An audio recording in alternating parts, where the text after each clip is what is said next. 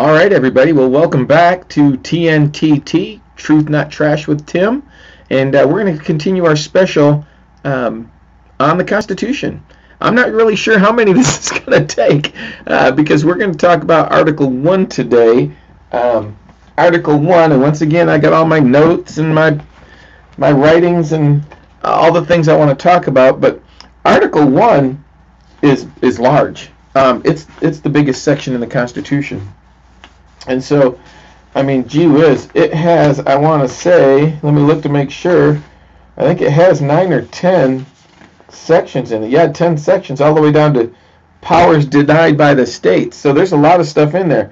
What we're going to cover today, we covered the preamble yesterday, or in the last video, so a couple days ago. And I'm going to try to do these more often. I'm going to try to do one every other night or so until we get done with this. But tonight, because it's such a long article, we're going to cover Section 1 and Section 2. We're going to talk about Congress and the fact that there's two different houses in the Congress.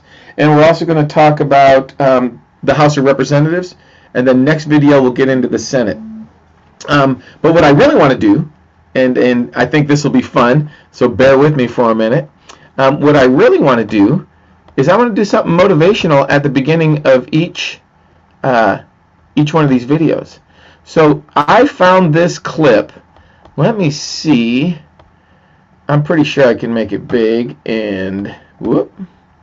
Hold on. I'm doing things all kinds of wrong here. Actually, what it is my computer's really slow. I need to spend some money and buy a darn new machine.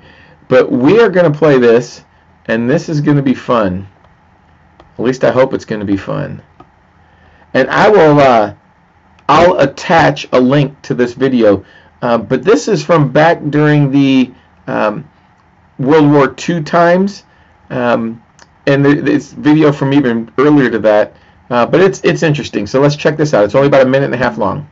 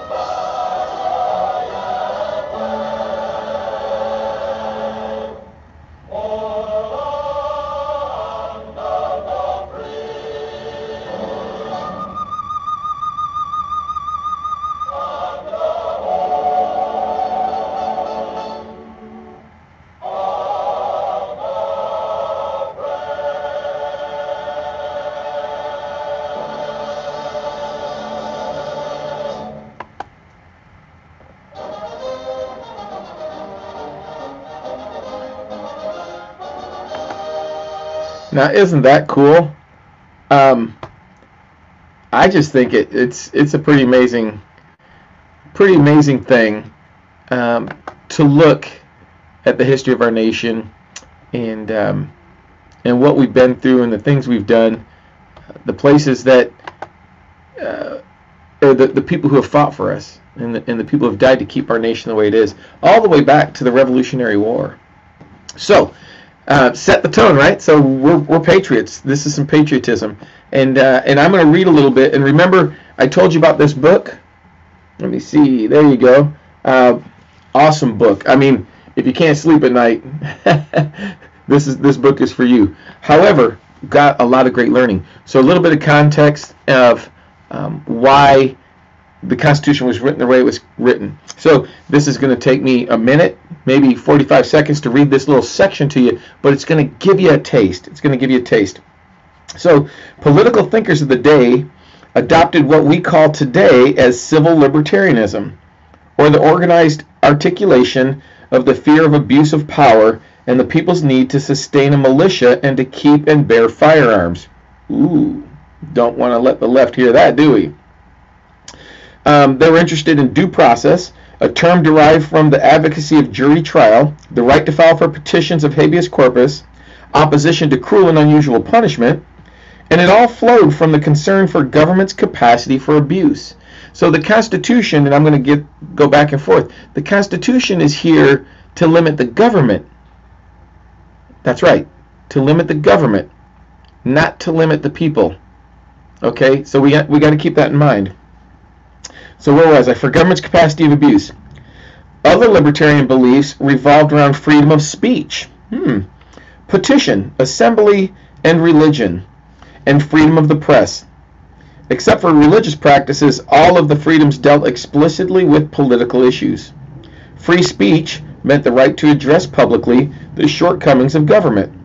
And that's kind of what we've been doing, right? That's how this works. We have the right to stand up and say, we don't like what you're doing, government. The right to assembly related to groups massing to demonstrate against the state, and so on. But that's peaceful, right? That's not what we've seen coming from the left. And in a much smaller, and I mean really smaller manner, maybe a little bit from the right as well. But what I've seen is it's mostly from the left at this point in time. By the 21st century, so we're talking recently, legislators had become so concerned about the impact of money on financing political advertisements that they would attempt to regulate it. But the Founding Fathers' intentions were clear. The right to speak out against government, including financing of pamphlets, broadsides, or other forms of advertising. Broadsides were just, back in the day, they were newspaper ads that were huge, and they were put on the side of a barn, a broadside, or on the side of a building. Was the single most important right they addressed. So freedom of speech, the single most important right they addressed. Aside from possession of firearms, right? Because they knew that if we didn't have a means of keeping our rights, of fighting for our rights, then the rest of the rights didn't matter. So the right to bear arms and the freedom of speech. Two biggest things that we talked about, or that they talk about. Other widely held beliefs include the declaration of a right to attain and keep property, which Americans made even more important as time went on, even further by insisting on minimal taxation. So you can't tax the crap out of me to the point where I can't afford to live. All of this, of course, had to be written down, hence the Constitution, which is what we're here to talk about. And then here you go. Those who invented America did not forget their recent difficulties communicating with George III and Great Britain, a point that led them to require that legislators directly represent their constituents. This translated into smaller and smaller bodies of government. This translated into a Congress that's rather large today, right? But they represent small portions of people, and what they wanted was those congressmen to go back and live amongst the people that they represent, be part of the people they represent, love with them, live with them, fight with them, defend their country, their communities with them, right? Grieve and laugh with them. That's what they wanted our congressmen to do, our representatives. See, they weren't meant to be forever Congress people, right? Career politicians. They were meant to go to the Capitol and do their job and then come home to the people.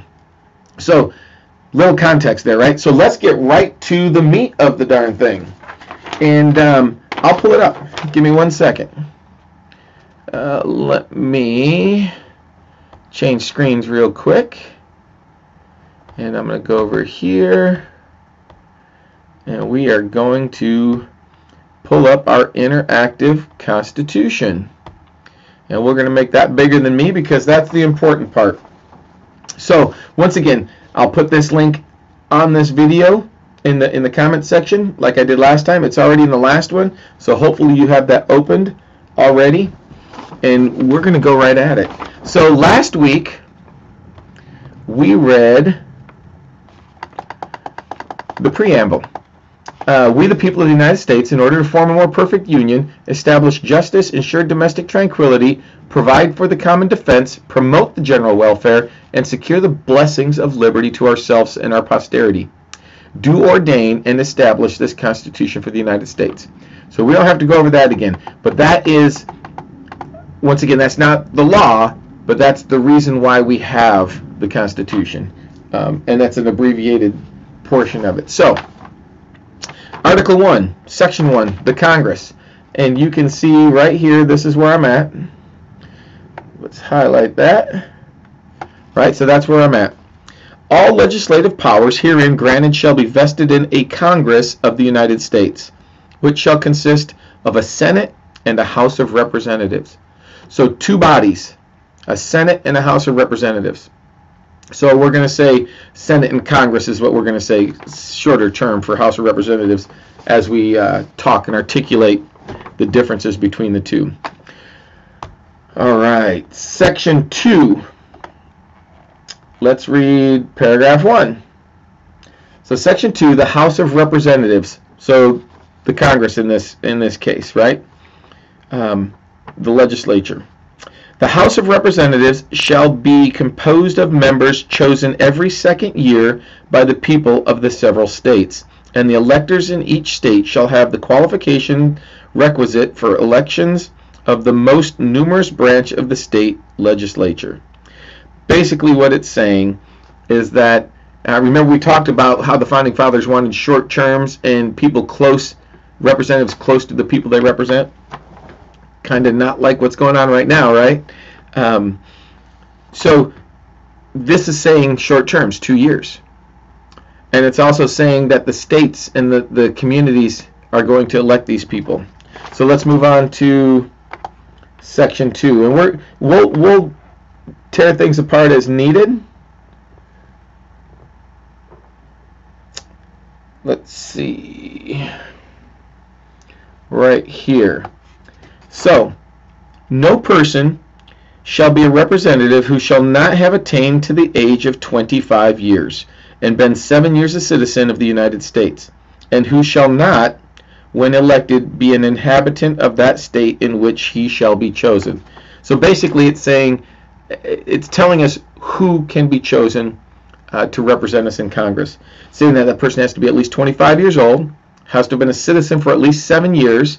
Remember, that might have been an issue back then, and it may be an issue now with immigration, but it was definitely something to think about back then. Yes, we had been a country for a little while.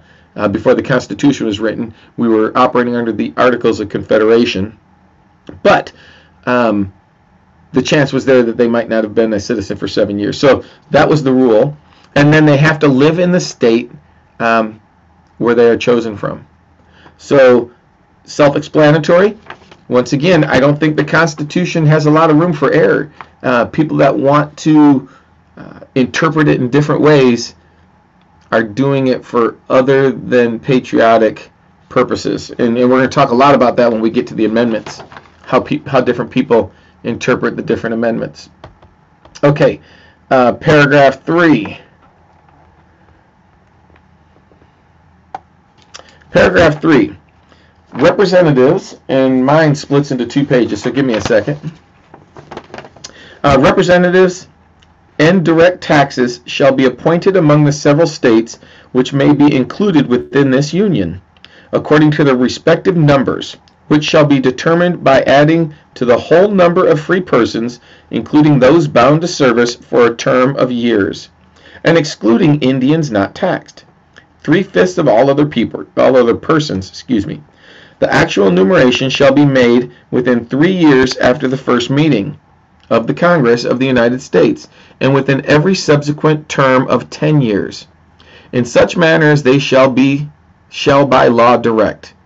The number of representatives shall not exceed 1 for every 30,000, but each state shall have at least 1 representative.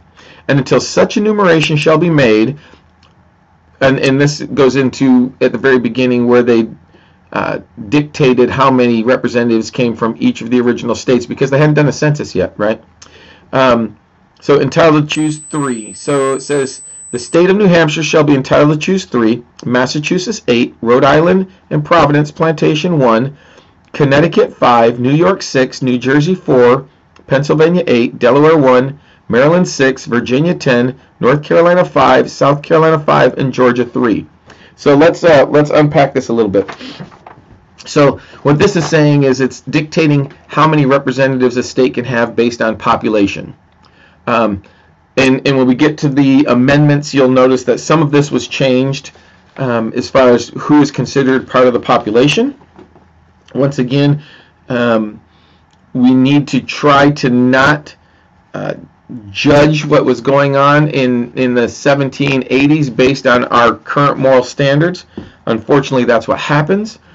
But the fact of the matter is that they were trying to be fair across the board, but they were also trying to create a government, and they knew that they had to do certain things to do that. So every 10 years we're going to do a census. We just did that, right, in 2020. And that census will determine how many congressmen come from each state. I'll bet you California probably loses 1 or 2. New York might lose 1 or 2. Other states might pick some up. Florida, Texas might pick 1 or 2 up. Washington might even pick 1 up, because we were one of the largest growing states in the Union for quite some time now. Okay, so that's what that talked about.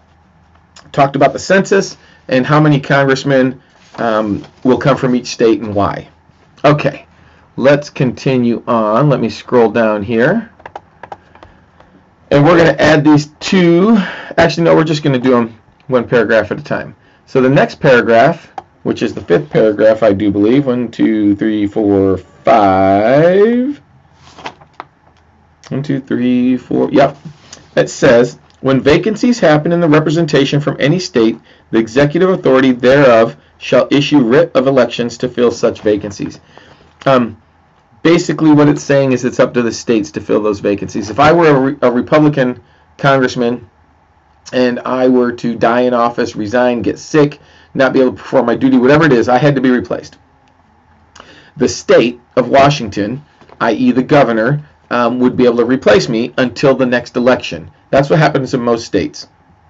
All this is really saying is that it's up to the states to figure out how they want to replace that person prior to the next election. And then it goes right back in that election cycle. Okay? So it's pretty important to know that. Nowhere in here does it say that Governor Inslee would have to appoint a Republican if a Republican vacated a seat. I think that's just a common thing that we do. We've done it that way for years and years and years, and that's just an accepted practice. But there's no law there. So we have to be aware of that and be very careful. Okay, moving on. Once again, if we're not careful, we can get off into the weeds on this stuff. And unfortunately, a lot of people do, and that's when they start, in my case, not necessarily wrongly interpret the Constitution, but they add things that aren't there. Remember, we talked on the last episode about how 97% of Americans believe the word God is in the Constitution, and it's not. Right? But we've been led to believe all this time that it's in there, but it's not.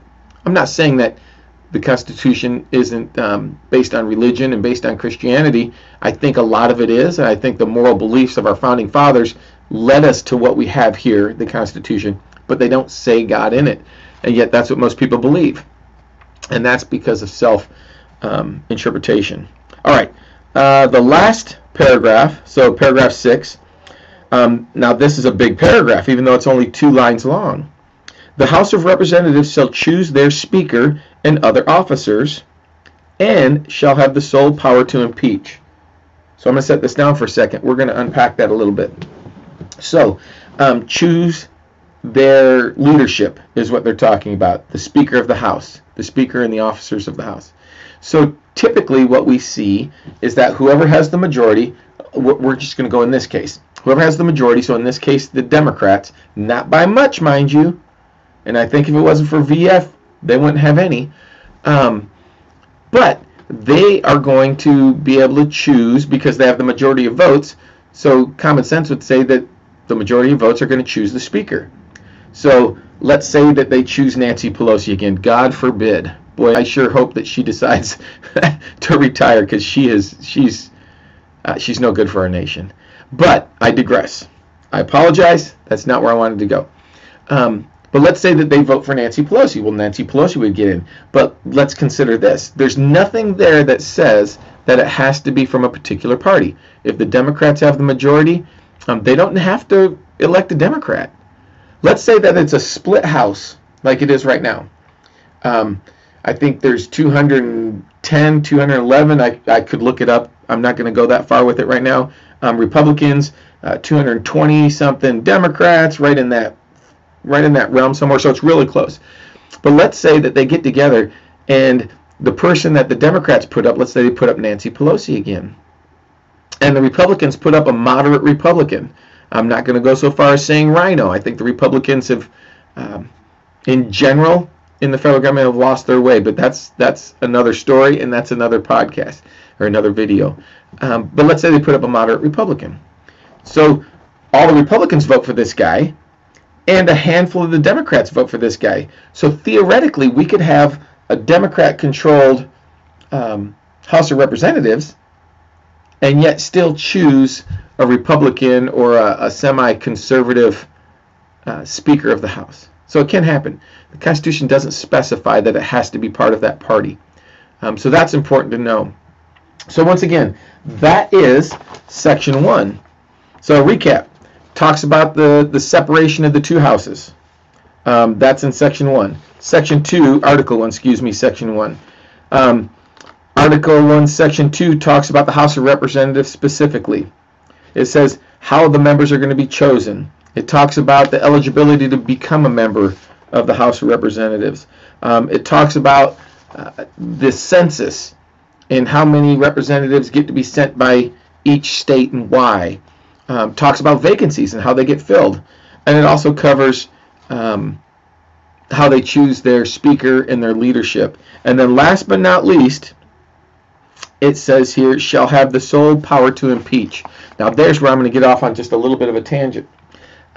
So for all these years, I mean, I can remember back all the way, all the way to the Clinton days. I think my very first election that I voted in was in 1988. So it was the first Bush election. And then I voted for Ross Perot in my second election. So I single-handedly put Bill Clinton in office by voting for Ross Perot. No, I'm being facetious there, but the fact is that we might have had Bush for another 4 years. Don't know if that would have been good, bad, or indifferent. But here's the impeachment thing. The Democrats have been talking to us and trying to explain to us that the Constitution is an ancient document that doesn't really apply to here and now, and they ignore it.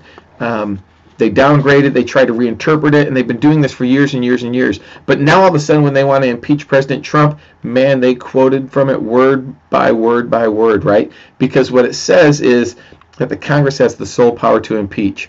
So now it fit their narrative again, where it hadn't fit it for a long time.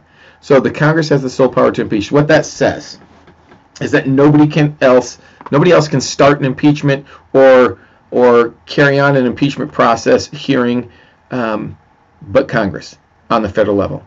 So judges, president, other congressmen, senators, whatever it might be, only Congress can start this impeachment. The president can't start an impeachment of a congressman or a senator. He can't start an impeachment on anybody. The Senate can't start an impeachment on anybody. The courts can't start an impeachment on anybody. But the Congress can, and they have the sole power to do so. And once they complete that impeachment, then it goes to the Senate to actually be tried. So what the Congress is they're the fact finders. They're going to go out there and they're going to try to get everything put together that they can to prove what they're accusing somebody of. And then they press it on to the Senate to be tried. Anyway, so that's it. Once again, these videos can go on and on and on. I don't want to drag them on. I want people to stay in tuned and pay attention. But what I would like to do is invite you guys back. I'm going to try to do this every couple days so we can get through it. The next one's going to be on Section 3. Section 3 covers the Senate. It'll talk about the duties of the Senate, why we have the Senate. I just zoomed right past it. There it is, the Senate. So it'll talk about the Senate, explain the Senate the same ways they explain the Congress, talk about what specific things the Senate does that the Congress doesn't do, just like this did about the Congress. And it'll probably be another 20-minute video or so, and we'll try to find something really cool and exciting to talk about next time, just like we did this time. But once again, stay tuned. Let's continue to be that informed electorate, that educated group of people, of patriots that love our nation, know that our history isn't always necessarily the greatest thing in the world, but it's ours, and it's who we are. And without the trials and the tribulations and the defeats and the successes and the bad decisions and the good decisions, we wouldn't be who we are today. We wouldn't be the greatest nation on God's green earth.